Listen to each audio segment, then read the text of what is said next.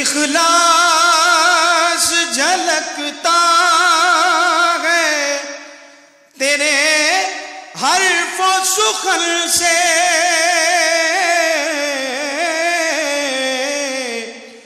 مکتب ہے تیرا وہم کے ماروں کا ٹھکانہ، مکتب ہے تیرا وہم کے ماروں کا ٹھکانہ۔ اس دور میں یکتا ہے تیری فہم و بصیرت،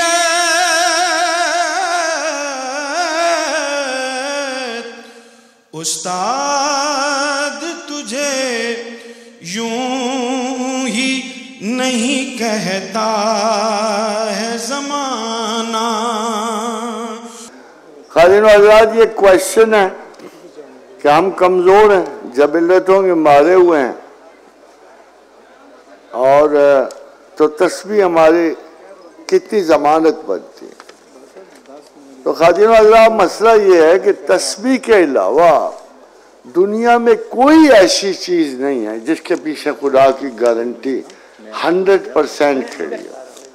صرف ایک تسبیح ہے جس کے پیچھے 100% خدا کی ضمانت کھڑی ہے، جیسے باقی سائنٹیفک اصولوں کے پیچھے کھڑی ہے کہ فَاذْكُرُونِي أَذْكُرْكُمْ، تم مجھے یاد کرو میں تمہیں یاد کروں۔ And once he starts remembering you, you should be more than percentages sure کہ اللہ ہمیں یاد بھی کر رہا ہے، اور اللہ ہماری پناہ بھی ہے، اللہ ہماری حفاظت بھی کرے گا، اور اللہ ہمیں مقام جنت تک پتہ رسائی دے گا۔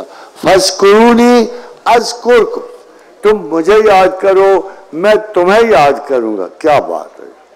I can't believe this کہ یہ بھی قرآن میں لفظ ہے، تم مجھے یاد کرو میں تمہیں یاد۔ اگر آپ کی زبان سے ایک مرتبہ اللہ نکلتا ہے تو اس کی زبان سے آپ کا بھی نام نکلے گا اور وہ آپ کو یاد کرے گا۔ یہ تو اتنا پکا وعدہ ہے کہ اس کے بعد جہنم جو ہے فضل آؤٹ ہو جاتی ہے، کیونکہ جب خدا آپ کا نام لے گا تو جہنم اس کو نہیں چھو سکتی، آگ نہیں چھو سکتی۔ فَاذْكُرُونِي أَذْكُرْكُمْ وَاشْكُرُوا لِي، یہ یاد کرتے رہنا، اس کو چھوڑنا نہیں، ترک نہیں کرنا۔ وَلَا تَكْفُرُونَ، انکار نہ کر بیٹھنا۔ زندگی میں کبھی خدا کو یاد کرنے کے بعد مان کے اس کا انکار نہ کرنا، اس کے علاوہ اس سے بڑی کوئی گارنٹی نہیں آپ کے جنت میں داخل ہونے۔ جنت چھوٹی ہے خدا کی یاد سے، یہ میں بتا دوں۔ یہ واحد چیز ہے جو ہر رتبے پہ رتبہ رکھتی ہے، علم اور اللہ کی یاد، اور خدا کو محبت سے، خلوص سے، علم سے یاد کرنے سے بڑا کوئی وصف دنیا و کائنات میں موجود نہیں ہے۔ اس لیے کہ وہ کہتا ہے فوق کل ذی علم علیم نرفع درجات من نشاء، جس کے چاہتا ہوں درجے بلند کرتا ہوں۔ وفوق کل ذی علم علیم، ہر علم والے کے اوپر ایک علم والا ہے۔ سب سے بڑا علم خدا کو جاننا ہے، اور اس علم کے اوپر اس کو جان کے یاد کرنا ہے۔ اس سے اوپر ہے ہی کوئی نہیں، نہ زمین، نہ آسمان، نہ کائنات، نہ ملائکہ، نہ جنات، کچھ بھی نہیں ہے۔ May Allah bless you all. May Allah. سوال یہ ہے کہ میں اللہ کے ساتھ بہت تعلق رکھتا تھا یا رکھتی تھی، اور 2 سال میری زندگی میں سوائے خدا کے کچھ نہ تھا۔ پھر ایسا ہوا کہ ایک شخص میری زندگی میں آیا اور کچھ عرصہ بعد مجھے چھوڑ کر چلا گیا۔ اس کے بعد سے میرا خدا سے تعلق بھی منقطع ہو گیا۔ تو سچ کہا تھا مرشد نے کہ خدا کا سب سے بڑا حریف خدا نے خود مجاز کو تخلیق کیا، اور مجاز ہر اس شے کی محبت ہے جو فنا ہو جانے والی ہے۔ وہ ایک عورت بھی ہو سکتی ہے، مرتبہ بھی ہو سکتا ہے، اور زر بھی ہو سکتی ہے۔ تو پوچھتے ہیں کہ اب میں کیا کروں؟ تو میرا خیال ہے کہ لن تنالوا البر حتی تنفقوا مما تحبون، کہ اگر آپ کو خدا مقصود ہے تو آپ کو اپنی عزیز ترین شے کو اس کے راستے میں ترک کرنا ہوگا۔ اللہ کی مرضی جب تک آپ کے قلب و نظر پہ حکومت نہیں کرے گی تو خدا کی قربت آپ کے نصیب میں نہیں آ سکے گی۔ اور یہ ایک امتحان ہے کہ آپ نے کسی چیز کو چاہا تو وہ جو آپ دعویٰ کر رہے تھے محبت خداوند کا، تو خدا نے کہا اچھا چلو آزماتے ہیں، ہماری محبت زیادہ ہے یا مجاز کی محبت زیادہ ہے۔ تو اس لیے بے غرض خدا کو چاہنا جو ہے اس کو اپنے حالات سے مشروط نہ کرنا ایمان ہے۔ اگر آپ کاروبار کی ترقی اور کامیابی کو معیار سمجھتے ہیں کہ خدا ہے، اور اگر کاروبار کی ناکامی آپ کو قائل کرتی ہے کہ وہ نہیں ہے، تو آپ کی یہ دلیل غلط ہے۔ یا تو سب کا ایک جیسا جواب ہونا چاہیے مثبت، یا سب کا منفی، تو یہ لاجک ہی غلط ہے۔ خدا کیا ہے کہ آگہی میں ایک خلا موجود ہے، اس کا مطلب ہے خدا موجود ہے۔ تو خدا نتیجہ ہے منطق کا، سوچ کا، فکر کا، خیال کا اور اس کی یاد کا، نہ کہ محبوب کے مل جانے کا یا چھن جانے کا۔ دیکھیے یہ سوال ہے کہ اللہ کو اگر غور کرنے والے لوگ پسند ہیں تو ظاہر سائنسدانوں سے بھی ہیں، مگر آپ کو پتہ ہے کہ کیا فرق کیا ہے غور و فکر کرنے والے میں؟ کوئی غور و فکر کرنے والا ایک ایگو سینٹرک ہیبٹ کو جنم دیتا ہے۔ میں بجائے خدا کا شکر کر کے کہ اس کی اطاعت اور اس کی روشنی میں جب خدا کو یاد کرتا ہوں تو میری ہمبلنس میں، میری عاجزی میں اور خدا کے حضور اس کے شکریہ میں اضافہ ہوتا رہتا ہے۔ ایک دوسرا آدمی ہے جو تمام ڈسکوریز کو جو اللہ اسے دیتا ہے اپنی طرف منسوب کرتا ہے، اور اب کریڈیٹیبلٹی اپنی ذہانت، اپنی عقل اور اپنی معرفت کو دیتا ہے۔ ہوتے ہوتے وہ perhaps cannot hear the name of God، کہ اگر کوئی کہے کہ یار تمہیں تو خدا نے سب کچھ دیا ہے، تو کہ خدا کون سا یار، میری ہمت سے ہے سارا کچھ، میں نے خود اپنی ہمت سے سب کچھ کیا ہے۔ تو یہ پورے ویسٹ میں یہ خامی پائی جاتی ہے کہ وہ فتوحات علم کا سارا وصف جو ہے وہ اپنی طرف منسوب کر کے اسے، اور یہ چیز اللہ کو کبریائی کے دخل دینے والی بات ہے۔ آپ کو یاد کراؤں کہ سیدنا عمر فاروق رضی اللہ تعالی عنہ جب فلسطین کو فتح کرنے پہنچے تو وہ ایک اونٹ پہ سوار تھے، تو جو سپہ سالار حاضر ہوئے اور کہا کہ امیر المومنین اگر آپ گھوڑے پہ چاہ جائیں تو کیا بہتر بات ہے۔ تو چونکہ عرب کی سوکھے آکاز کی منڈی میں 2 مرتبہ حضرت عمر نے ایز اے چیف رائڈر کا خطاب حاصل کیا تھا، تو ان کو مزہ بھی بڑا آتا تھا، شاہ سوار تھے، تو وہ گھوڑے پہ بیٹھے۔ گھوڑا بہت ہی نسل کا تھا، تو گھوڑے اترایا، جیسے سوار کو پتا ہوتا ہے کہ میں بہت اچھے گھوڑے پہ بیٹھا، اسے گھوڑے کو بھی پتا ہوتا ہے کہ میرے اوپر کون بیٹھا ہے۔ تو وہ اترایا، جو ہی وہ اترایا، یہ اترایا، فوراً نیچے اترا۔ تو انہوں نے کہا امیر المومنین کیا ہوا؟ انہوں نے کہا جب میں اس گھوڑے پہ بیٹھا تو مجھے اپنے عہد قدیم یاد آ گیا، جب میں تفاخر کی انتہا چھوتا تھا اور میں مقابلوں میں فرسٹ آیا کرتا تھا۔ ابھی میرے میں ناز پیدا ہوا اور میں نے حضور سے سنا تھا کہ اگر کبریائی کا ایک ذرہ بھی کسی میں پیدا ہو جائے تو اس کا ٹھکانہ جہنم ہے، اس لیے میں خوف کی وجہ سے اتر رہا۔ یہ 2 پہلو ہیں۔ میری ability, what are my ability? میں نے تو دماغ ادھار پہ لیا ہوا ہے، میرا کیا شے ہے؟ میں نے زندگی ادھار پہ لی ہوئی ہے، میری کیا شے ہے؟ میں نے خوراک ادھار پہ لیتا ہوں اللہ سے، میری کیا شے ہے؟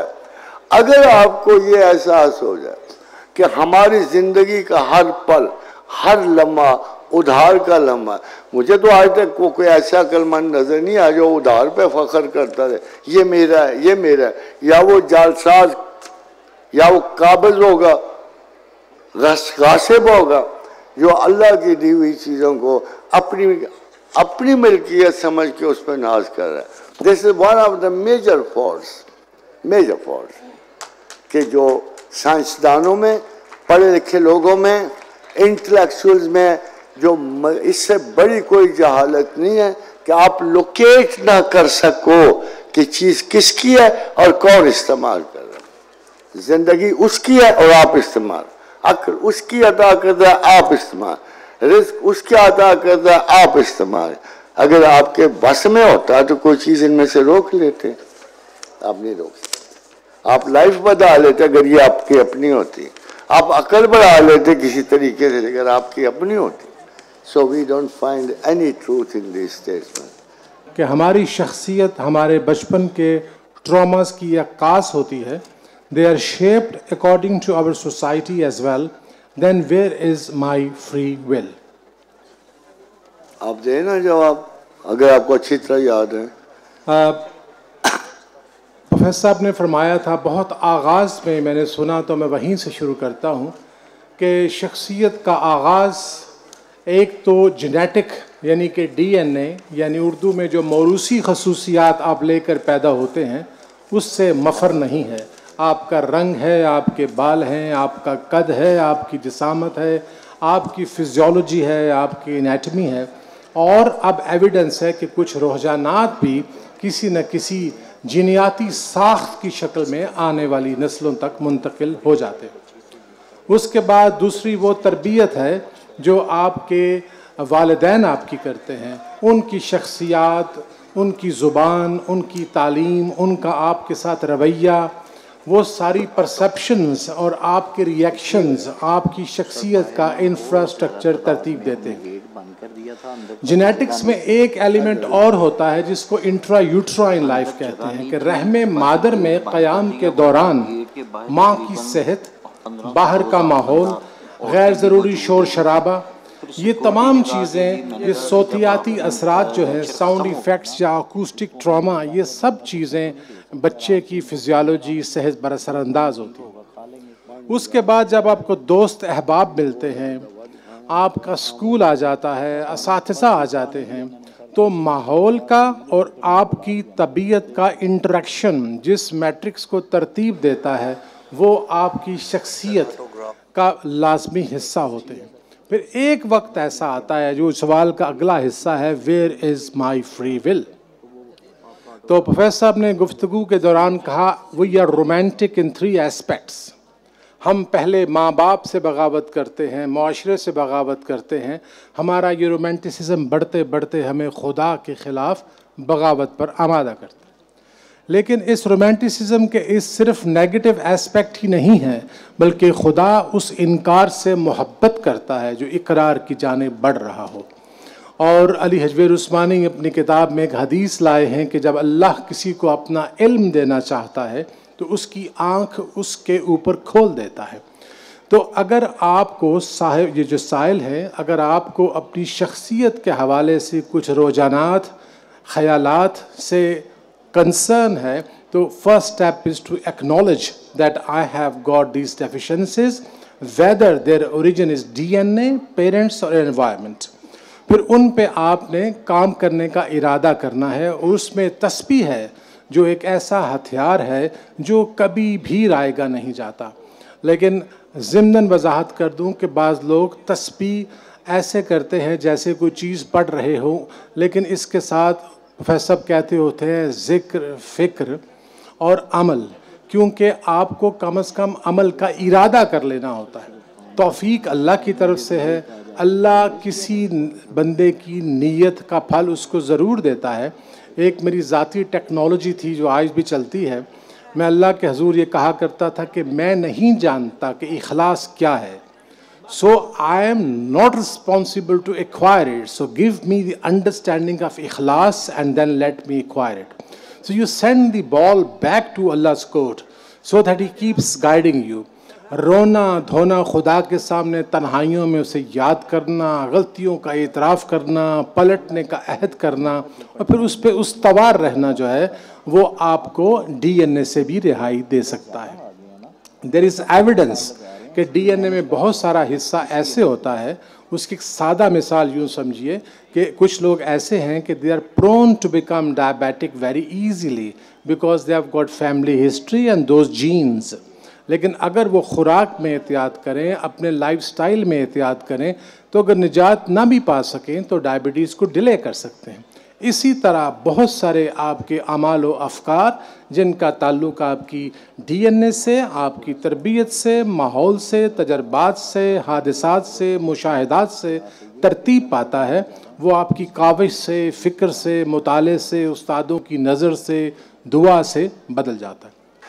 آپ کبھی یہ سوچتے ہیں کہ ہم بہت ساری مہربانیوں کے باوجود ہم کبھی کبھی بہت بڑی خطاؤں کے مرتکب ہوتے ہیں۔ وہ ایک ایسی خطا ہے جو ہمارے تمام نیک اعمال کو، تمہارے اچھے اعمال کو بالکل ہی ختم کر دے۔ فرض کرو کہ اللہ تعالیٰ کے نزدیک اس کے سب سے آخری معزز اور مقدس نبی محمد رسول اللہ، اور بغیر showing any disregard to any prophet of God before prophet، تو میں آپ سے سوال کروں گا کہ کوئی شریف آدمی جو خدا کو چاہتا ہے ایسا بھی ہوگا کہ تمام انبیاء علیہ السلام کو مانے، موسیٰ تک آئے، عیسیٰ تک آئے، اور محمد رسول اللہ کی رسالت کا انکار کر دیں؟ تو do you think God will be pleased with all his deeds in his life؟ کیا مشرق و مغرب میں آپ نے یہ دیکھا ہوگا کہ آپ خدا کے سب سے بڑے، سب سے محبوب، سب سے قریب ترین وہ پیغمبر جس کے بارے میں داؤد علیہ السلام نے کہا کہ مائی لارڈ اینڈ مائی لارڈ، ایک کو ہلکے لہجے میں، ایک کو بڑے لہجے میں، کہ وہ صاحب قدرت رب جس کا سب سے بڑا سردار نبی ہے، اگر کوئی اس کے ساتھ ایک انجسٹیفیبل ڈس ریگارڈ شو کرے گا تو اللہ دوستی کے معاملے میں بخشنے والا ہی نہیں ہوتا۔ اتنا اچھا دوست آپ کو زمین و آسمان میں کوئی نہیں جتنا اللہ خود ہے۔ اس لیے اگر اس کے محبوب ترین بندے کی شان میں کوئی گستاخی کی جائے گی، کوئی انکار کا برتاؤ کیا جائے گا، تو اس کے تمام اعمال غارت کر دیے جائیں گے۔ آپ نے سنا قرآن کو کیا کہتا ہے؟ ماننا تو بڑی دور کی بات ہے۔ وہ کہتا ہے میرے پیغمبر کے حضور اگر کسی نے اونچی آواز بھی کی، اونچی آواز، اولئک حبطت اعمالہم فی الدنیا والآخرہ واولئک هم الظالمون، تو میں اس کے دین اور دنیا اور آخرت کے تمام اعمال وہ ضائع کرنے کا موجب ہوگا جس نے محمد رسول اللہ کے خلاف ذرا بھی اونچی آواز۔ تو حضرت عدی بن حاتم کی آواز، معد بن کرب کی آواز بڑی اونچی تھی، تو جب یہ آیت اتری تو انہوں نے اپنے آپ کو درخت سے باندھ لیا اور کہا میرا کیا بنے گا، میری تو آواز ہی اونچی ہے۔ تو لوگوں نے کہا جا کے رسول اللہ صلی اللہ علیہ وسلم سے کہ جناب اعلیٰ یہ ہو رہا ہے، معد بن کرب نے اپنے آپ کو باندھ لیا اور رو رہا ہے مسلسل۔ تو آپ نے فرمایا اس کی آواز تو قدرتی اونچی ہے، اس پہ یہ نہیں آیت کا لاگو ہے۔ تو خواتین و حضرات، وہ مشرق میں ہو یا مغرب میں، خدا کو ماننا اور رسول کو نہ ماننا اور محمد رسول اللہ کو نہ ماننا، اینچے بولا جائے بھی اس سے۔ آپ کو پتا ہے اقبال نے جو ایک بڑا مشہور تھے اپنا عالم، ان کے بارے میں لکھا ہے کہ انہوں نے ایک دفعہ غلطی سے کہہ دیا تھا کہ ملت وطن سے بنتی ہے، دین سے نہیں بنتی۔ تو اقبال کو اتنا غصہ چڑھا کہ اس نے پورے 3 شعر لکھے کہ زے دیو بند حسین احمدی چی ابوالعجبیس۔ یہ کیا کہ اس نے کہا ملت وطن سے بنتی۔ تو اصول یہ ہے کہ ہم پروردگار عالم کی ریفرنس سے نیچے دیکھ رہے ہوتے ہیں اور ان کی تقسیم اس طرح کر رہے ہوتے ہیں۔ ہمیں عیسیٰ عزیز ہیں۔ میں 1000 مرتبہ میں نے کرسچن سے کہا کہ تم کتنے غلط فہم ہو، ہم تو عیسیٰ کو مانے بغیر محمد رسول اللہ تک پہنچ بھی نہیں سکتے۔ ہم تو ایک واحد مسلمان اور ایک واحد اسلام ہے جو تمام انبیاء کو یکساں اہمیتوں سے دیکھتا ہے، لا نفرق بین احد منہم، مگر اس میں ایک رینک بھی ہے، فضلنا بعضکم علی بعض، اور یہ فضیلت عام و خاص عظیم ترین فضیلت جو نصیب ہوئی وہ محمد رسول اللہ صلی اللہ علیہ وسلم۔ آپ نے غور کیا کہ آدم کے پاس ایک آیت تھی، 2 آیتیں دوسرے نبی کے پاس تھی، 3 تیسرے نبی کے پاس، 10 آیات موسیٰ علیہ السلام کے۔ قرآن ہی تو تھا، وہ قرآن جو اصولی طور پہ صرف رسول اللہ صلی اللہ علیہ وسلم پہ اترنے والا، مگر کیا قرآن میں وہ معاہدہ درج نہیں ہے جو موسیٰ کے ساتھ ہوا؟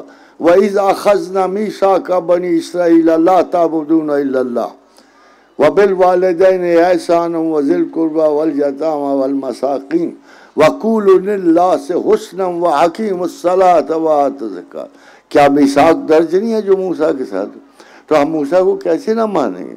مگر اس قوم یہود کی ذلت یہ ہے کہ دیکھو ان کے ساتھ وعدہ کیا گیا کہ آخری زمانہ میں یثرب میں، مدینہ میں ایک ایسے پیغمبر آنے والے ہیں کہ جو تمہیں دوبارہ قدر و منزلت کی اعلیٰ ترین مقامات تک پہنچا دیں۔ Why did those 4 tribes came and settled in Medina?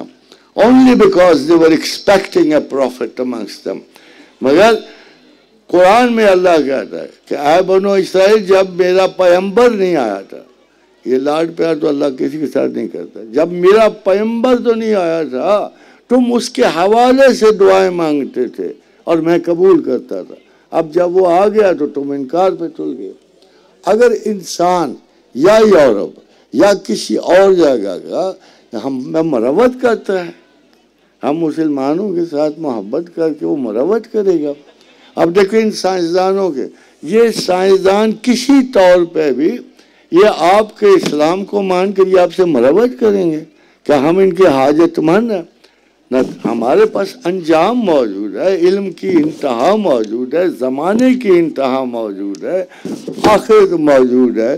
اسی اطلاع دینے والے نے، جسے آپ خدا کہتے ہو، ہمیں زمین کے آخر تک یعنی آپ کو یاد نہیں قول رسول کیا کہ آج اگر موسیٰ بھی زندہ ہوتے تو ان کو دین محمد پہ ہونا پڑتا۔ تو اگر ایسے لوگ موجود ہیں جو مسلمان ہیں اور اللہ کے رسول پہ یقین رکھتے ہیں اور اللہ پہ یقین، یہ modern attitudes of acceptance is simply naan sense. کیا ہم بڑے فراخ دل کے ساتھ کہ تم میں بھی صوفیہ ہوتے؟ کیسے صوفی ہو سکتا ہے کسی اور مذہب میں؟ Tell me there is any way کہ میں کسی اور مذہب میں صوفی مانوں؟ میں فرض کرو میں نے عیسیٰ، حضرت عیسیٰ کی قوم میں بڑے صوفیہ میں، تو عیسیٰ کی قوم میں 2 سب سے بڑے تجربات ہیں، ایک کو کہتے ہیں کروسیفکشن اور ایک کو سیلف ٹارچر کہتے ہیں۔ بڑے سے بڑے صوفیہ جن میں سینٹ مائیکل بھی موجود ہے، سینٹ فرانسس آف اسیسی بھی موجود ہیں، یہ سارے کیا کرتے تھے؟ ایک کمرے میں جا کے اذیت عیسوی اپنے جسم پہ طاری کرتے تھے، ایک گلے میں پھانسی دینا، ایک کوڑے مارنے اپنے آپ۔ مگر یہ تب سچ ہوتا کہ اگر یہ واقعات حضرت عیسیٰ کے ساتھ بیتے ہوتے۔ اگر آپ ان کا تصور دیکھ لو، قرآن تو بالکل صاف وقت ہے، بالکل صاف لہجے میں کہتا ہے کہ اس کو نہ سلیب دی گئی نہ اس کو موت آئی۔ وما قتلوہ یقیناً، اس کو بالکل قتل نہیں کیا گیا۔ تو پھر وہ صوفیاء کس بات کی نقل کر رہے تھے؟ وہ تو شیطان کے استدراج میں ملبوس ہیں۔ تو ہم کیسے مان سکتے ہیں کہ ادھر کے صوفیاء اللہ تک پہنچ سکتے ہیں جو اتنی بڑی غلطی کا ارتکاب کریں؟ یہ اس لیے ہوتا ہے کہ اگر باہر کی قوم میں کوئی مسلمان بیٹھا ہے، کوئی کنورٹ بیٹھا ہے، کوئی ایسا بیٹھا ہوا ہے جو اپنی عقل و معرفت کے ذریعے خدا اور رسول کی حاکمیت کو تسلیم کرتا ہے، تو یقیناً وہ بھی ان مسلمانوں میں شامل ہے کہ جن کی دعا و برکت سے زمین پہ آفات کم ہو جائیں۔ اور خاطر حضرات، ایک سوال ہے، دلچسپ سوال ہے کہ اللہ نے تکالیف، مصیبت اور پریشانی میں ہی اپنی معرفت کیوں رکھی ہے؟ یہ اس لیے خواتین و حضرات کہ ہم نے کچھ لوگوں کو بڑی مصیبتوں میں دیکھا، بعض نے بہت چلے کاٹے، بعض پہاڑوں میں رہے، بعض صحراؤں میں، جنگلوں میں، مسافرت میں رہے، اور انہوں نے وہ اولیاء بھی تھے اور وہ اللہ کے دوست بھی تھے، مگر کیا اللہ کو وہ طریقہ پسند تھا؟ نو، کوئی شدت پسندانہ طریقہ اللہ کو نہیں پسند ہے۔ اس نے بالکل صاف لہجے میں کہا کہ کچھ بنو اسرائیل کے لوگوں نے اذیتیں اپنے اوپر، فاقے اپنے اوپر مرتب کیے، 2-4 نبھا گئے اور باقی اس جھوٹ کا شکار ہو گئے، جو تزکیہ باطن کے اور اپنے ارتکازات کے تکبرات میں ہی مبتلا ہو گئے۔ خدا نہیں چاہتا۔ مسلمانوں کو اس نے بالکل صاف بات کی کہ مجھے کیا پڑی ہے تمہیں عذاب دوں، جو اللہ یہی کہہ رہے۔ He is not a sadist. He is not the kind of person who will be happy to see you in all these tragic chaoses. وہ نہیں کہا ما یفعل اللہ بعذابکم، مجھے کیا پڑی ہے تمہیں عذاب دوں۔ کیا وہ واضح نہیں کہہ رہا آپ سے؟ ما یفعل اللہ بعذابکم ان شکرتم وآمنتم، اگر تم یاد کرنے والے ہو، اللہ سے محبت رکھنے والے ہو اور ایمان رکھتے ہو اس کے اوپر، تو میں تو کبھی پسند نہیں کروں گا کہ مجھے چاہنے اور ماننے والے پر ایک ذرا سا بھی عذاب گزرے۔ The process is یزکیکم میں آتا ہے، جب میری کوئی انسٹنکٹ میرے اندر بہت گہری ہو جائے اور عقل اس کو سالو کرنے میں ناکام ہو جائے اور توبہ کی بار بار کرنے کے باوجود وہ المیہ نہ ہولے، تو ایک آدھ اسی طرح شوق لگانا پڑتا ہے جس طرح کسی بڑے کیس میں کسی سرجن کو سرجری کرنے۔ آپ کو پتا ہے سرجن جب جاتا ہے نا آپریشن کا، تو وہ یہ نہیں کہتا میں آپریشن کرنے، وہ کہتا میں واش پہ جا رہا ہوں۔ یہ بڑی اچھی ٹرم ہے کہ سرجن سمجھے میں واش پہ جا رہا ہوں، کہ بیماری اتنی کڑی ہے کہ بغیر نشتر کے جا نہیں سکتی، تو میں اس کو واش کرنے جا رہا ہوں۔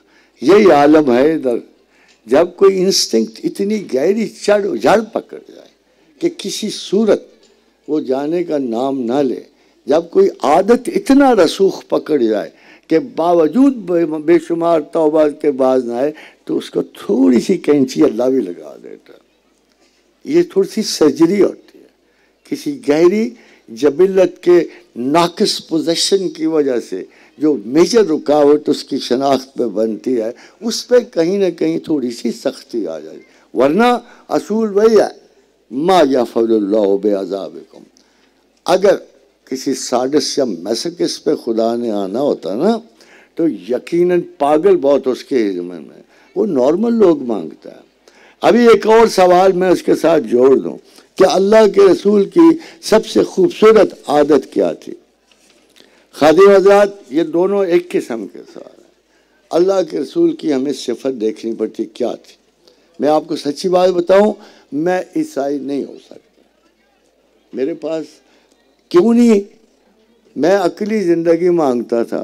حضرت عیسیٰ تمام غیر عقلی معجزات دکھا رہے تھے جو مجھے تو سمجھ نہیں آئیں گے۔ اگر وہ مردہ کو زندہ کرتے تھے، اور میرا یقین ہے کرتے تھے بِإِذْنِ اللہ، اگر وہ پرندوں میں جان ڈال دیتے تھے، اور مجھے یقین ہے وہ کرتے تھے، مگر اس میں میرے لیے کیا ہے؟ آپ خود سوچو، اس میں میرے لیے کچھ نہیں ہے۔ میں نے ان معجزات کو خدا کی طرف سے دلیل سمجھتے ہوئے میں پیغمبر تو مانوں گا، مگر میرے بھی تو دل میں ہوس اٹھے گی نا کہ خدا کو فالو کرتے ہوئے مجھے بھی کوئی اعزاز مل جائے۔ مگر میں بہت سارے پیغمبروں کو اس لیے پوری طرح نہیں مان سکتا۔ میں حضرت موسیٰ کے 30 معجزات کہاں سے لاؤں گا؟ میں آسمان سے ٹڈے کیسے برساؤں گا؟ مینڈک کیسے برساؤں گا؟ میں دریاؤں کے پانی سرخ کیسے کر دوں گا؟ ہمارے لیے اسی لیے خداوند کریم نے سب سے بڑی آسانی یہ رکھی کہ اپنے پیغمبر قدس کو محمد رسول اللہ صلی اللہ علیہ وآلہ وسلم کو معتدل ترین شخص بنایا۔ اگر میں گرتا ہوں تو میرے رسول بھی گھوڑے سے گرے ہیں، اگر مجھے زخم پہنچے ان کو بھی زخم پہنچے ہیں، اگر میرے دانت سارے نکل گئے ان کے بھی 2 شہید ہوئے ہیں. تو اتنا معتدل شخص آسمان زمین اور دنیا پہ کوئی نہیں گزرا. دوسری بات، اگر عقل معجزات میں ہوتی، معجزہ تو معجزہ ہے، جو اللہ جو چاہے کر سکتا ہے، مگر جس عقلی ترقی کی طرف بندے کو اللہ لے جانا چاہتا تھا، اگر کسی مجذوب پہ ہوتی تو قرآن اس مجذوب پہ اترتا، اگر کسی پاگل میں ہوتی تو خدا پاگل پہ اترتا، اگر خدا کسی ڈپریشن پہ وہ صفت ہوتی تو ڈپریشن میں قرآن آتا. مگر قرآن اور اعتدال ہم مانی ہے، قرآن اور اعتدال ہم مانی ہے. 12 حدیث ہیں حضور صلی اللہ علیہ وآلہ وسلم کے زمن میں. حضور نے فرمایا اعتدال اختیار کرو، اور اگر مکمل اعتدال ممکن نہ ہو تو اس کے قریب ترین رہو. یہ ہے اللہ جس کے آپ کو کیوں عذاب دے گا، مجھے تو نہیں سمجھ آتی. وہ تو کہتے ہیں معتدل رہو، تم اپنے اوپر خود عذاب نہ کرو. ما یفعل اللہ بعذابکم ان شکرتم وآمنتم. خدا ہمیشہ شکر قبول کرنے والا ہے، اس لیے خدا پہ اس کے سوا گمان غلط ہوگا کہ وہ آپ کو مصیبتوں کے بعد مصیبت نہیں ہے، شناخت نہیں ہے، مگر کچھ اور اصول ضرور ہیں. اصول بڑے سخت ہیں، بظاہر دیکھنے میں بہت نرم ہیں. لن تنالوا البر حتی تنفقوا مما تحبون. آپ سوچ لو، سنو بھائی، یہ کیا کہہ رہے ہیں کہ تم اس وقت تک مجھے نہیں پا سکتے جب تک تم اپنی محبتوں کو میری راہ میں قربان نہ کرو. اس طرح تو بہت سارے خاوندوں کو اللہ اپنی بیویوں سے بہت محبت ہوتی ہے، وہ کیا کریں گے؟ بچوں سے بہت محبت ہوتی ہے، وہ کیا کریں گے؟ وہ اس طرح نہیں ہے، وہ صرف مقابلتاً پرائیورٹی کی بات کر رہا ہے. مجھے یاد ہے خاتون حضرات کہ مجھے امریکہ میں ایک پروفیسر سے واسطہ پڑا. وہ بہت پڑھا لکھا تھا کوانٹم میں، ریلیٹیوٹی میں. تو اس نے مجھے کہا کہ I've heard you know God. I've also searched God for 14 years. How is it that you know him and I don't know him? یہ اس سے سوال کی، اسی کے لہجے میں بات کر رہا ہوں کہ 14 سال مجھے بھی ہو گئے ہیں. تو میں نے کہا professor, God is not a byproduct of mathematical researches. He has to be the top priority of human search. تم اگر یہ کرو کہ میتھمیٹکس پی ایچ ڈی کرنے کے بعد خدا کو تلاش کرو گے، تم یہ کہو کہ 10 بچوں کے بعد خدا، پہلے 10 بچے پال کے محبت کر کے پھر خدا کو آؤ گے. تم کہو گے کہ میں اپنی بیوی سے عشق و معاشقی پوری کر لوں، جب وہ بیچاری بوڑھی ہو جائے، دیکھنے کے قابل نہ ہو، پھر آگے عشق کرو گے. تم ان عورتوں کے اعتبارات پہ جن کو ہر دوسری فالتو چیز سے محبت ہوتی ہے، اس کے بعد وہ خدا کو جائیں گی. ایک متفق اللہ بات آپ کو بتا رہا کہ خداوند کریم پرائیورٹی کے ٹاپ ترین انتخاب سے ملتا. unless you choose him with the top priority in every way of walk of life you walk, اس کے بغیر تم کبھی خدا کو نہیں پا سکتے. وہ چھوٹی موٹی شخصیت ہی نہیں ہے. آپ کو خیال ہی نہیں آتا کہ ہم کتنی بڑی توہین مراتب کے شکار ہو رہے ہیں جب ہم خدا کو، اچھا میں پڑھ لوں پھر خدا کو یاد کروں، اچھا میں شادی کر لوں خدا کو یاد کروں، اچھا بچے پیدا کر لوں سنبھال لوں خدا. یہ آپ کو کس نے بتا دیا؟ آپ کے بچے بھی خدا کی پرائیورٹی میں پلیں گے، آپ کی بیویاں بھی خدا کی پرائیورٹی میں پلیں گے. جب تک سب سے پہلی پرائیورٹی اللہ ترجیح اول ہے، اور اس مقام کو تعین کرنے میں آپ کو ذہنی تفکر کی ضرورت ہے. You are mentally must be convinced کہ اللہ ترجیح اول ہے، باقی کوئی بھی نہیں ہے. جب اس چیز پہ، اس نقطے پہ آپ اتفاق کر لو گے تو زمین و آسمان تک آپ کے سارے اسرار کھلتے چلے جائیں گے، کوئی پردہ نہیں رہے گا. That's what he wants. اور اس کی فرسٹ اور آخر یہ اس کی طرح ہے جیسے کسی امتحان کے پرچے میں لکھا ہو کہ پہلا سوال لازمی ہے اور باقی سب میں پاس بھی ہوگے تو لازمی میں فیل ہوگے تو سب میں فیل ہو.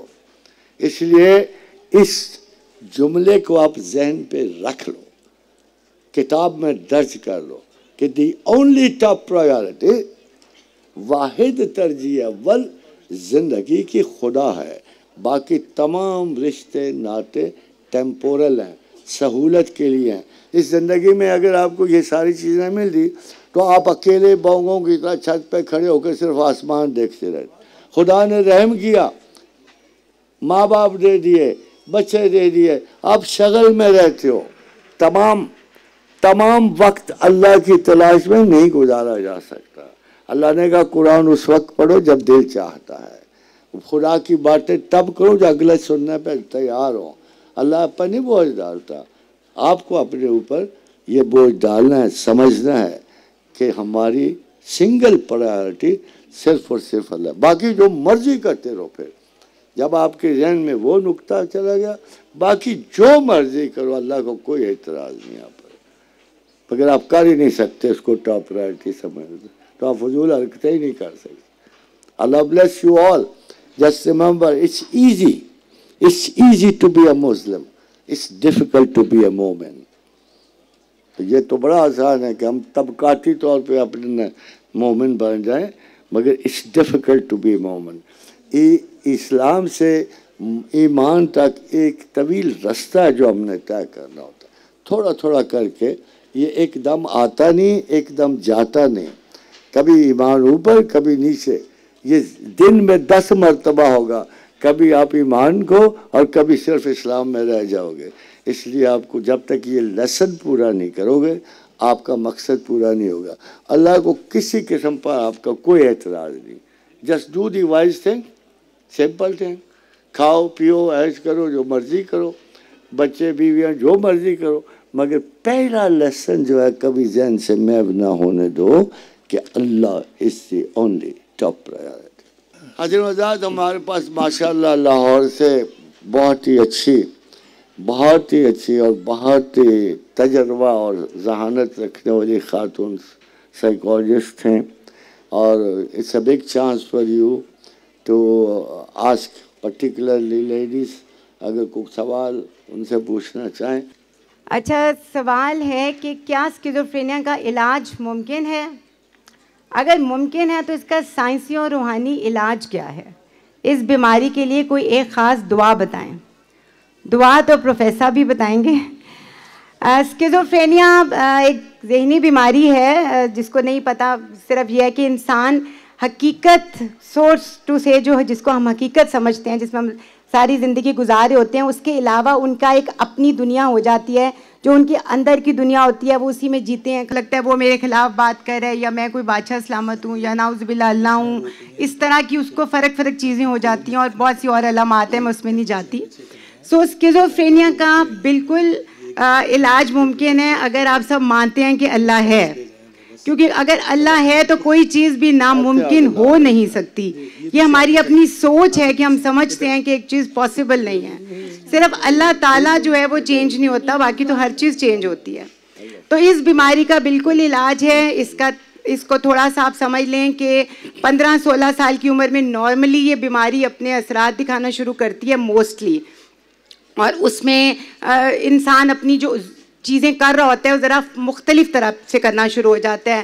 وہ اپنی ہائیجین کا خیال نہیں کرتا، وہ اس کو ہر وقت دوسروں پہ شک رہتا ہے، اس کو ڈیلوژنس کہتے ہیں۔ اسکیزوفرینیا ڈیلوژنس کا نام ہوتا ہے ایک سمپل ورڈز میں، اس کو لگتا ہے کہ مجھے وہ پیچھا کر رہا ہے میرا، وہ میرے بارے میں لوگ باتیں کر رہے ہیں، ٹی وی میں جو ہو رہا ہے وہ میری وجہ سے ہو رہا ہے، ہر چیز اس کو غلط لگتی ہے، پڑھائی اس کی ختم ہونی شروع ہو جاتی ہے۔ تو پیرنٹس کو میں کہتی ہوں کہ آپ ٹائم پہ نوٹ کریں یہ چیزیں، اور پھر کسی ڈاکٹر سے ڈسکس کر لیں۔ ویسے بھی یہ چیزیں ہوتی ہیں اس عمر میں، ظاہر بچے بڑے ہو رہے ہوتے ہیں، تو یہ تھوڑا سا ایک پارٹ ہے۔ اور اس کے بعد پھر اس کی جتنی جلدی دوائی شروع کر دیں، جیسے دیکھیں ڈائبٹیز ہے، بلڈ پریشر ہے، اس کی دوائیاں بھی تو ہم ساری عمر کھاتے ہیں، ایپیلیپسی ہے، اسی طرح اسکیزوفرینیا کی بھی اگر دوائی کھانی پڑے، ایکچولی تو ہمیں پتہ نہیں ہم کتنے سال دنیا میں ہیں، تو اگر کوالٹی زندگی کی اچھی ہو جائے تو کوانٹٹی ضروری نہیں ہوتی۔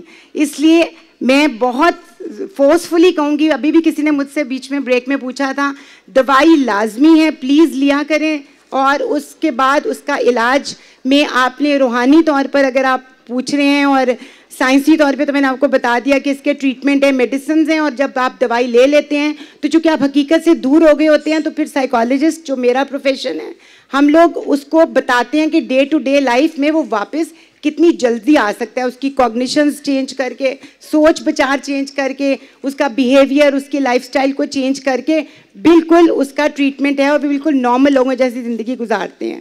رہ گئی روحانی چیز، تو تھوڑا سا میں اگر پروفیسر 2 منٹ ہیں تو میں ایک چیز کنوے کر دوں کہ دیکھیں ہم سب کسی نہ کسی لیول پہ اسکیزوفرینکس ہوتے ہیں۔ کیونکہ ہم لوگ کسی اور چیز میں رہ رہے ہوتے ہیں۔ ہمارا انسان کا نا جو میں نے ساری زندگی 26-28 سال میں سیکھا ہے کہ ہم ظاہر پہ بہت زیادہ جاتے ہیں۔ اللہ نے تو ہمیں ظاہر اور باطن کے ساتھ بھیجا ہوا ہے، لیکن ہم جو ہے نا کہ ہماری تمام حواس خمسہ جو ہیں آپ دیکھیں وہ کیا، آنکھیں آپ بند کر لیں، آپ سونگھنا بند کر دیں، آپ اپنا ذائقے کا بند کر دیں، آپ اپنے ہاتھ یوز کرنا بند کر دیں، ٹچ کا ساری سینسز بند کر دیں۔ ایک سینس کا میں نام اس لیے نہیں لے رہی کہ وہ اللہ نے ہمیں رائٹ ہی نہیں دیا ہوا، سینس آف ہیئرنگ کا۔ آپ کتنی بھی کوشش کر رہے ہیں، آواز نہیں آپ بند میری کر سکیں گے، آنکھیں بند کر لیں، سب کچھ بند کر لیں۔ بات یہ ہوتی ہے کہ اللہ تعالیٰ نے ہمیں جتنی سینسز دی ہوئی ہیں، ہماری باڈی دیکھ لیں، اگر شیشہ نہ ہو تو ہم تو اپنے آپ کو بھی نہیں دیکھ سکتے، ہمیں یہ بھی نہیں پتا ہوگا ہماری آنکھیں، ناک، کان کیسا ہے۔ ہم بنے ہی باہر کے لیے، ہم بنے ہی اوروں کے لیے ہیں۔ اور سب سے بڑی جو پرابلم ہے کہ ہم اتنے سیلف لو میں ہوتے ہیں، وہ سیلف لو نہیں ہوتا، وہ سیلف ڈسٹرکشن ہوتی ہے، کیونکہ ہمیں اتنی زیادہ ہوتی ہے میں۔ وہ میرے استاد محترم کہا کرتے تھے کہ میں مارو گے تو میں ملے گا۔ اللہ تبھی ملتا ہے، جیسے پروفیسر صاحب کہتے ہیں کہ اللہ ٹاپ پرائرٹی ہے، لیکن ہمارے لیے افسوس ہے کہ اللہ نے اپنی پہچان کے لیے بھیجا، لیکن ہمارے لیے ہم ٹاپ پرائرٹی بن جاتے ہیں۔ تو آپ کی جتنی سینسز ہیں وہ آپ کے لیے تو بنی نہیں ہوئی، وہ تو باہر کے لیے بنی ہوئی ہوتی ہیں۔ کوئی آپ کو کھانا بنا کے دیتا ہے، اس کی روزی روٹی چل رہی ہوتی ہے، آپ تو 2 سیکنڈ کے لیے منہ میں ٹیسٹ آتا ہے اور چلا بھی جاتا ہے۔ تو آپ نے صرف یہ چیز انڈرسٹینڈ کرنی ہے کہ ہم لوگ اپنے آپ کو تھوڑا سا پیچھے رکھیں۔ ہم جب اس فرسٹریشن میں جاتے ہیں تو میں obsession, انگزائٹی، ڈپریشن، یہ بے شمار اور بیماریاں ہونی شروع ہو جاتی ہیں، اور پھر کیا ہوتے ہیں ہم اس میں ایسے وشس سرکل میں پھنس جاتے ہیں، اللہ بھی بھول جاتے ہیں، نمازیں بھی بھول جاتی ہیں، دنیا بھی بھول جاتی ہے، رشتے بھی بھول جاتے ہیں، اور قیامت کا ایسا سماں ہوتا ہے کہ اپنا اپنا پڑ جاتا ہے۔ پلیز سب سے پہلے جیسے ہی یہ جو صراط مستقیم میرے نزدیک ایک اور ہے، وہ کیا ہے کہ اگر خوشی حاصل کرنی ہے، اور وہ جیسے پروفیسر اپنے آیت کوٹ کی کہ الٹیمیٹ جو گول ہے وہ اللہ تعالیٰ مجھ سے راضی اور میں اللہ سے راضی، یعنی کہ ہمیں وہ قربان نہ کریں جو ہمیں سب سے زیادہ عزیز ہے، وہ اپنا آپ ہے اور اپنا ٹائم ہے۔ تو پلیز وہ لوگوں کے لیے نکالیں، وایا پیپل آپ تک جو خوشی آئے گی وہی مستقل اور پائیدار ہوگی، اور آپ یہ بیماری جو اسکیزوفرینیا ہم سب کو ہے کہ اپنی ایک دنیا میں ہم رہتے ہیں، اس سے ہم باہر آ جائیں گے۔ بہت شکریہ، تھینک یو۔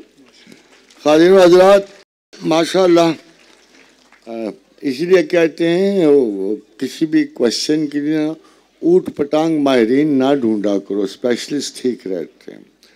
اور ابھی ایک میرے دائیں ہاتھ اسپیشلسٹ بیٹھے ہیں، ان سے آپ ہر اوٹ پٹانگ سوال پوچھ سکتے، یہ اپنا ڈاکٹر صاحب سے آپ جو مرضی سوال پوچھ سکتے ہیں، یہ ہمارے تمام امراض کی دعا۔ مگر میں اس سے پہلے آپ کا ایک سوال کا جواب کہ حواس خمسہ سے آگے کیسے ترقی کریں۔ خادم حضرات، کسی نے خیال کو چھوا ہے؟ کبھی دیکھا؟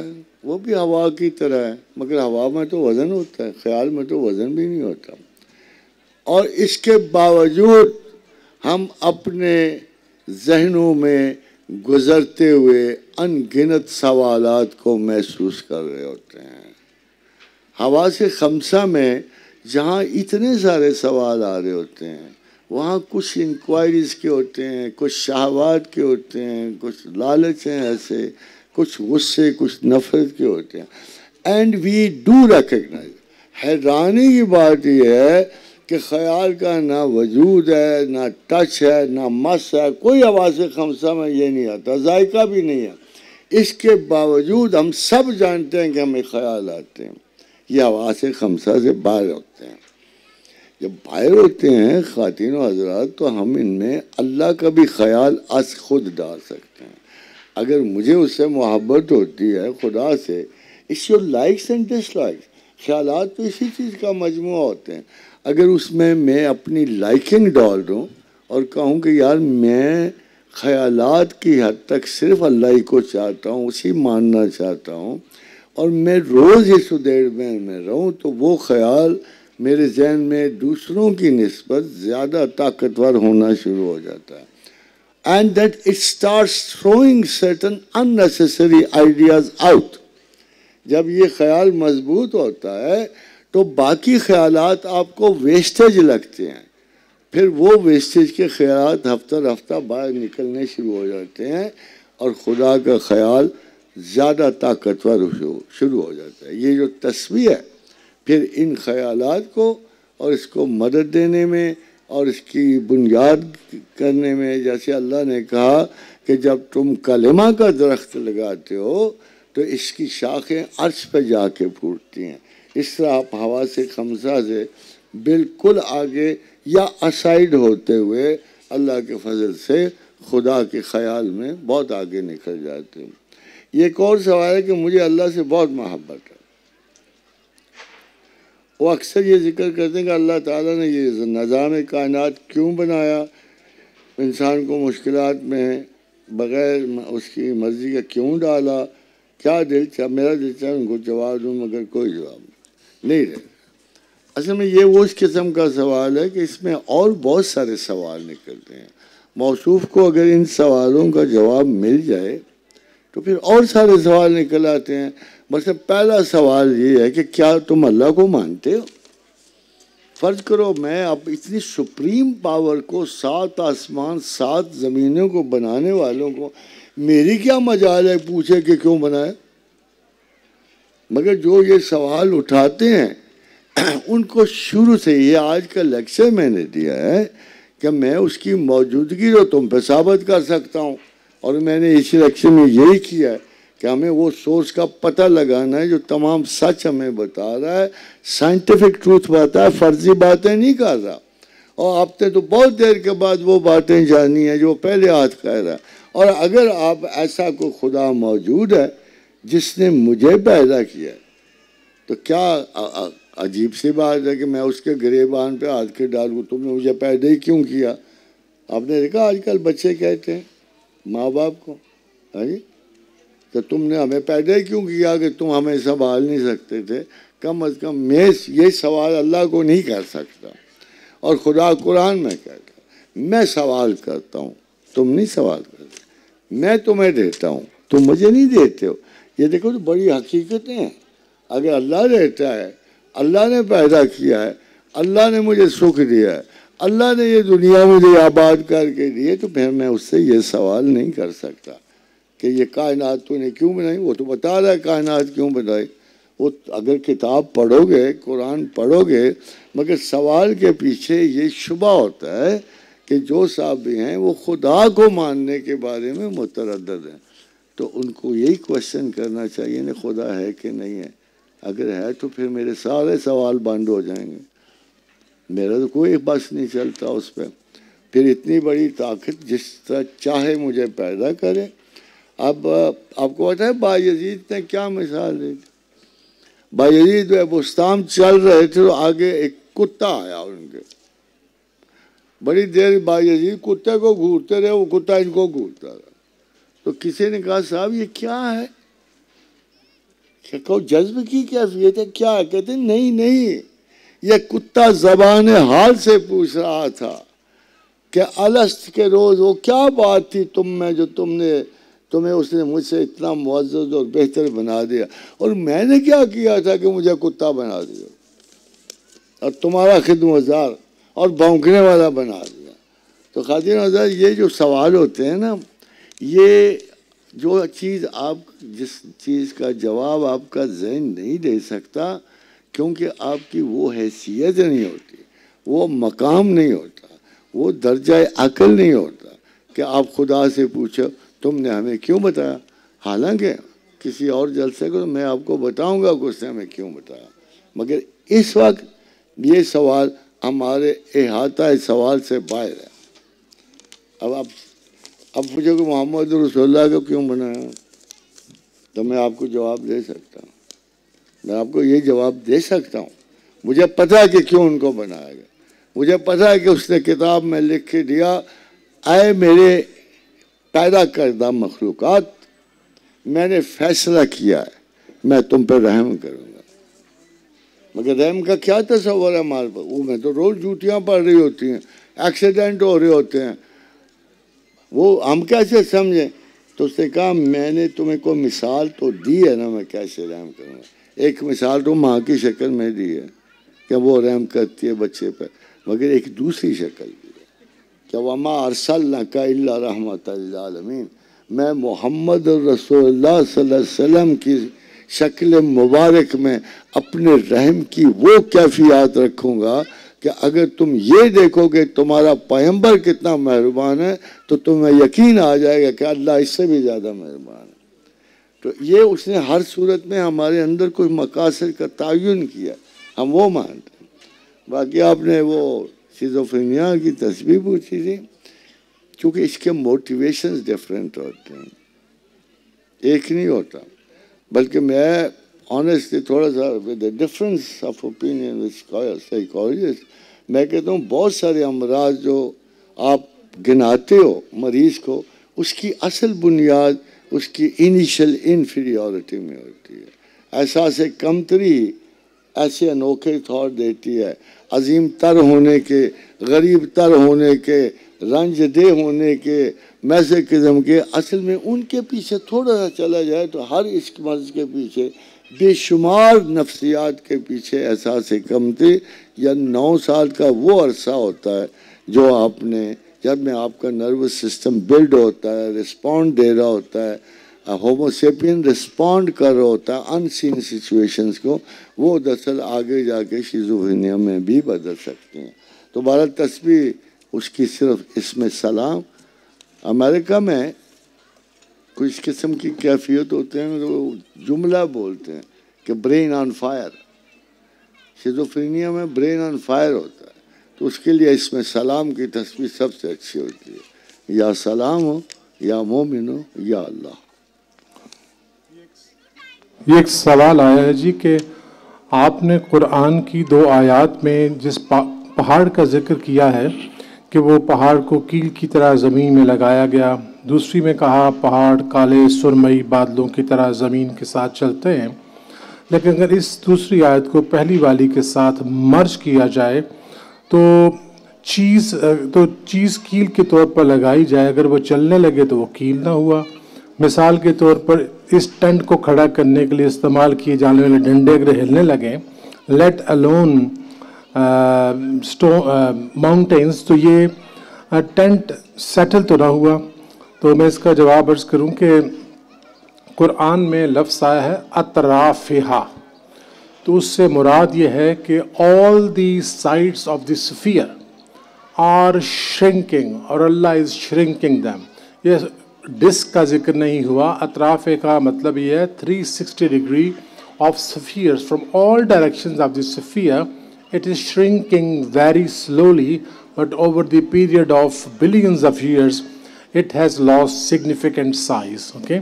تو اس سے یہ لنگوسٹکس کے بعض اوقات مس انڈرسٹینڈنگ ہو جاتی ہے کہ کنارے سے مراد یہ نہیں کہ ایسے کوئی گول پلیٹ ہے جو کناروں سے سکڑ رہی ہے.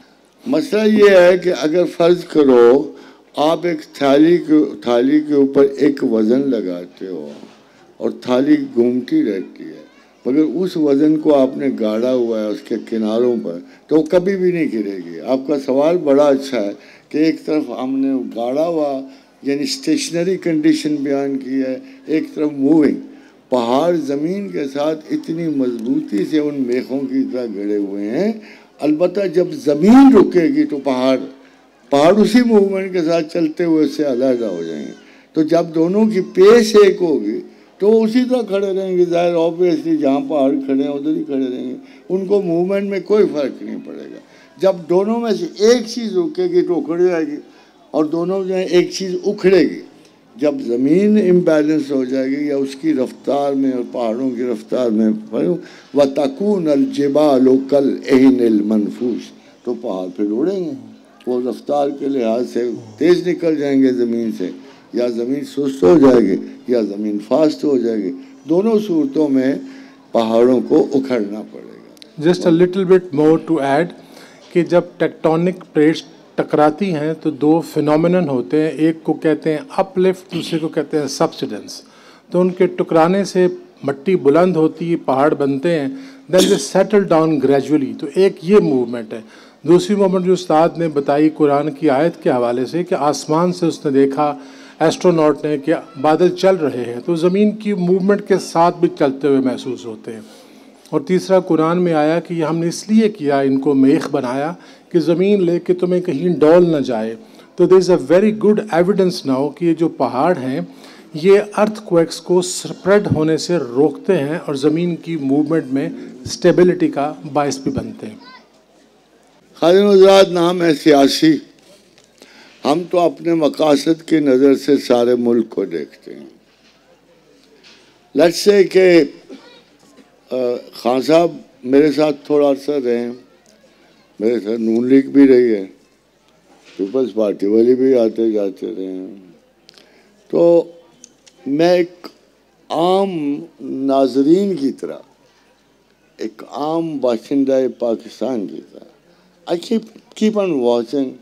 میں ان کی صلاحیتیں دیکھوں گا، کون سا شخص پاکستان کے لیے کتنا مفید ہے. ابھی میں اگر میری خواہش پوچھیں، میں لائک یو، میں چاہتا ہوں کچھ دیر کی، پاکستان بہت ڈھیٹ ملک ہے. اول تو اسماء میں اگرچہ الف حکمران ہے اور قطب الاسماء سمجھا جاتا ہے، مگر اس میں اتنی پیشنس اور رزسٹ نہیں ہے جتنی پے میں ہے. جب میں حیرانی کی بات بتاؤں کہ اگر اسماء کے علوم سے دیکھا جائے تو الف اس کی قطب الاسماء ٹاپ رینکنگ ہے، ٹاپ رینکنگ، مگر اس کو پے سے نجات نہیں ملتی. میں آپ کو یہ اتنا پختہ، اب دیکھو لفظ پختہ پے سے ہی شروع ہوتا ہے، یہ اتنا پیشنٹ ہے، لفظ پے سے ہی شروع ہوتا ہے. تو اس میں اتنی کڑی صفات ہوتی ہیں کہ یہ عام خطرات میں اتنی مار کھا سکتا ہے جتنی شاید کوئی پتا. ایک پے کو مارنا شروع کو ساتھ ایک الف کو، الف رولا ڈال دے گا، مار دیا مار دیا مار دیا، پے نہیں رولا ڈال، لڑتا رہے گا لڑتا رہے گا لڑتا رہے گا. تو اسماء میں پاکستان انتہائی مضبوط کاٹھی کا ملک ہے.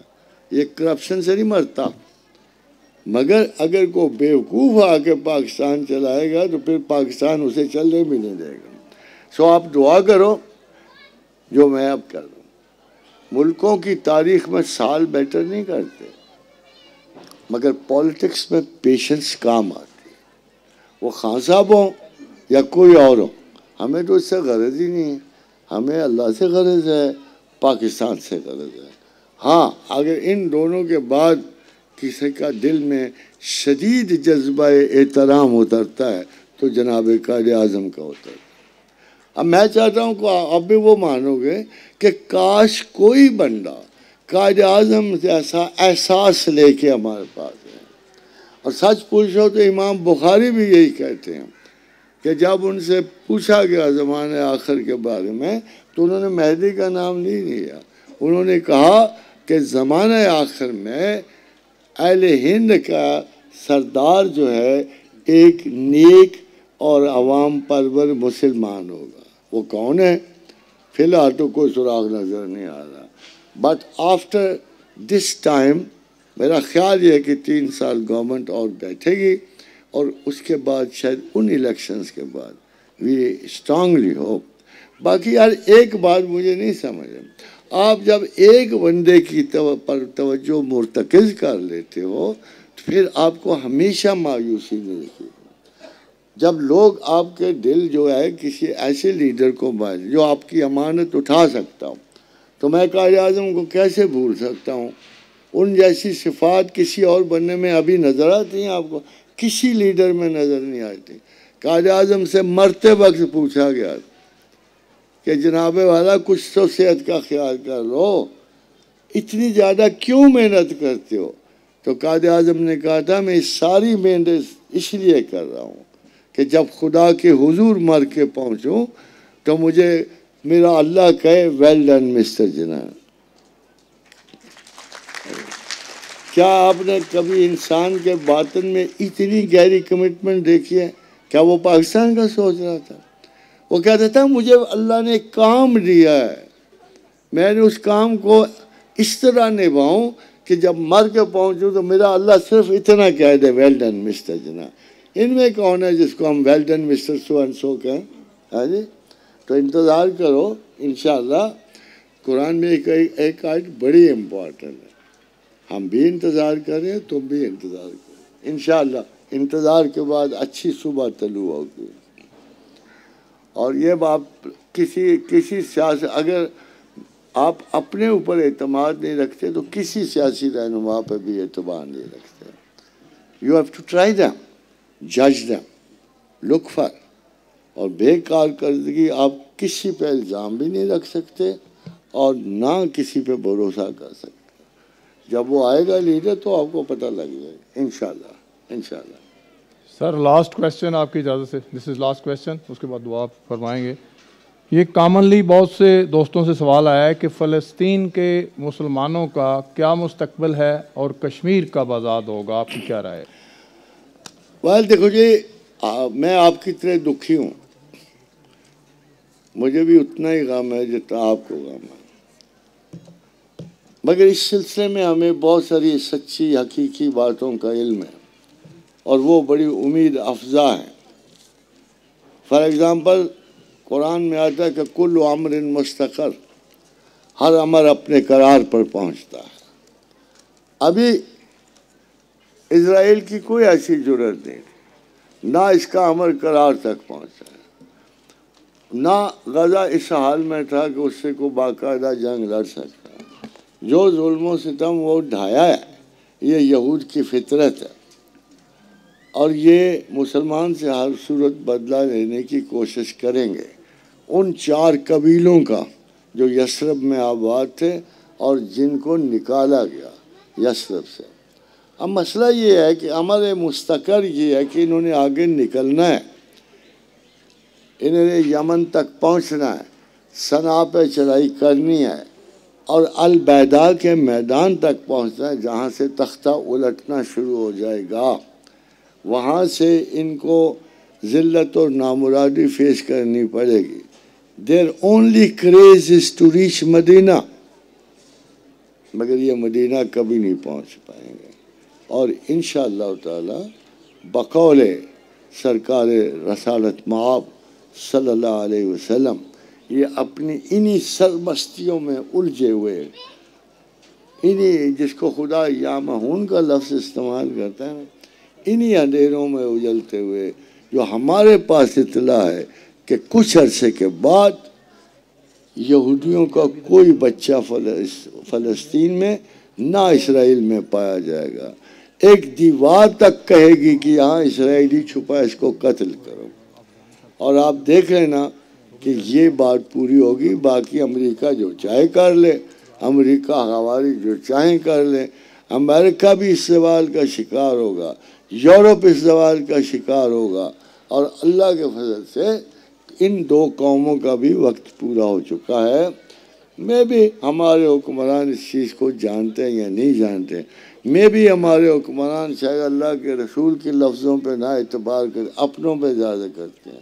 ہمیں ساری چیزوں کا پتہ ہے جو آگے نہ آنے والی ہے، ایک چیز کا صرف نہیں پتہ، the exact time of happening, but it's very very close. انشاءاللہ آپ کے دل اگر دکھتے ہیں تو خدا ان کو تسلی کے مرہم سے چھو دے گا، انشاءاللہ سکینت کا نزول ہوگا۔ اس طرح آپ بھی مسلمان بہت بڑی فتح پانے کے قریب ہیں، مگر تھوڑی مصیبت کے ساتھ۔ اگر ہم نے بدر فیل کیا تھا، خود کا بھی وقت آتا ہے۔ ہمارے پیغمبر نے ہمیں سکھایا ہے، اللہ کی مطابق سکھائی ہے صبر۔ اور تجھے صبر کیسے آئے؟ کیف تصبر ما لم تحط بہ خبرا، تجھے علم جو نہیں ہے۔ ہمیں خدا کے علم پر بھروسہ ہے، رسول کے علم پر بھروسہ ہے، اور یقیناً وہ ساتھ آنے والی ہے جب کو پتہ بھی نہیں لگے گا اور اسرائیل کا نام و نشان ختم ہو جائے گا۔ So don't worry, don't ڈسہارٹن۔ آپ کا تو ایک فرض تھا کہ ان بچوں کے لیے فنڈز بھیجنا. بدقسمتی دیکھو میرے پاس کچھ فنڈز تھے اور میں ڈھونڈ رہا تھا کہ پاکستان کی کوئی آرگنائزیشن تو ملے جو ان معصوم بچوں تک فنڈز ہی پہنچا دے.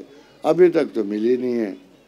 تو آپ کم از کم کوئی ایسی آرگنائزیشن ضرور ڈھونڈو کہ جہاں ہم اپنا کچھ حصہ کچھ سیکریفائس کر کے ان بچوں تک، ان بھائیوں تک، ان خواتین تک پہنچا سکیں. تو سمجھ لو کہ ہم نے ان کے دکھوں میں حصہ بٹایا ہے. حاضرین و حضرات، at the end we are so happy to be together in a great number. We ate, we drank, we remembered our God, and we'll keep on doing so inshallah in future also. تو میں اپنی طرف سے ہدیہ تہنیت پیش کرتا ہوں آپ کو، ہدیہ محبت پیش کرتا ہوں. ہم بس ایسے ہی تھے جیسے عید پہ آتے ہیں ہم، مگر اس کو ہم کسی مذہب کا کوئی گروپ نہیں بنانا. خبردار یاد رکھنا، we are a part of no party. سمجھا؟ ہم صرف اللہ کے ساتھ اپنا اجتماعی اخلاص اور محبت پیش کرنا آتے ہیں. میں مسلمان کے سوا کوئی پارٹی نہیں بننا چاہتا. میں صرف اپنے خدا اور رسول کی شناخت جانتا ہوں. میں جانتا ہوں کہ ہم جہاں بھی اکٹھے ہوتے ہیں 10 بندے، وہیں گروپنگ ہو جاتی ہے، وہیں کوئی پارٹی بن جاتی ہے. میں صرف مسلمان رہنا چاہتا ہوں، اور میری دعا ہے آپ پہلے صرف مسلمان ہی بنیں اور کسی چیز کا تصور نہ کریں. لیٹس پرے ٹو گاڈ کہ ہاں قرون اولا کی طرح جب کوئی گروپ نہیں تھا، کوئی شے نہیں تھی، وہ لوگ مسلمان کی عظمت سے جانے جاتے تھے. اللہ ہمیں بھی توفیق نصیب کرے کہ ہمارے لیے 2 ہی شخصیتیں امپورٹنٹ رہے، ایک اللہ رہے، ایک اس کا رسول رہے. اور میں آپ سے عرض کرتا ہوں کہ ہم لوگوں نے بڑی غلطیاں کرتے ہیں. آج کل کے دور میں نے دیکھا صحابہ رسول پہ اعتراض ہو رہے ہوتے ہیں، کوئی کسی پہ کر رہا ہے. آپ مجھے بتاؤ جس جماعت کو اللہ نے پاس کر دیا ہو، جس جماعت کو رسول نے پاس کر دیا ہو، اس کے بارے میں ہماری کیا حیثیت ہے کہ ہم ان پہ اعتراض رکھیں؟ جن کو خدا نے کہہ دیا ہو کہ رضی اللہ عنہ رضو عنہم، اللہ ان سے راضی ہوا اور یہ اللہ سے راضی ہوئے، پر میری کیا مجال ہے کہ میں ان کی شخصیت ہوں؟ وہ جیسے تھے کم و بیشی کے ساتھ خدا کے محبوب بندے تھے، اللہ کو پیارے ہوئے. اور ہم ابھی امتحان گاہ میں ہیں، ابھی ہمارا حساب کتاب باقی ہے. میں دعا کرتا ہوں کہ ہم اس جذبہ اخلاص و محبت کے ساتھ اپنے دین سے انس کے ساتھ اللہم ثبت قلبی علی دیننا یا مقلب القلوب ثبت قلبی علی دیننا، کہ ہم بھی اپنی منزل تک سلامتی سے پہنچ جائیں. اینڈ انشاءاللہ تعالی دعا کے لیے ہاتھ اٹھاتے ہیں ہم. اور یا ارحم الراحمین، یا ارحم الراحمین، یا ارحم الراحمین، یا ذل جلال والاکرام، یا ذل جلال والاکرام، یا ذل جلال والاکرام. لا الہ الا انت سبحانک انی کنت من الظالمین. اللہم انی اسألک بانک انت اللہ الاحد الصمد الذی لم یلد ولم یولد ولم یکن له کفوا احد. اللہم انی اسألک بان لک الحمد لا الہ الا انت وحدک لا شریک لک الحنان المنان بدیع السماوات والارض یا ذا الجلال والاکرام. وإلہکم الہ واحد لا الہ الا هو الرحمن الرحیم. اللہ لا الہ الا هو الحی القیوم. الف لام میم. اللہ لا الہ الا هو الحی القیوم. اللہ اللہ لا الہ الا هو رب العرش العظیم. فتعال اللہ الملک الحق.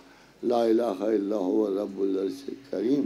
حسبی اللہ لا الہ الا هو علیہ توکلت وہو رب العرش العظیم. اپنی اپنی دعائیں مانگ رہے ہیں جس کے لیے مانگ رہے ہیں.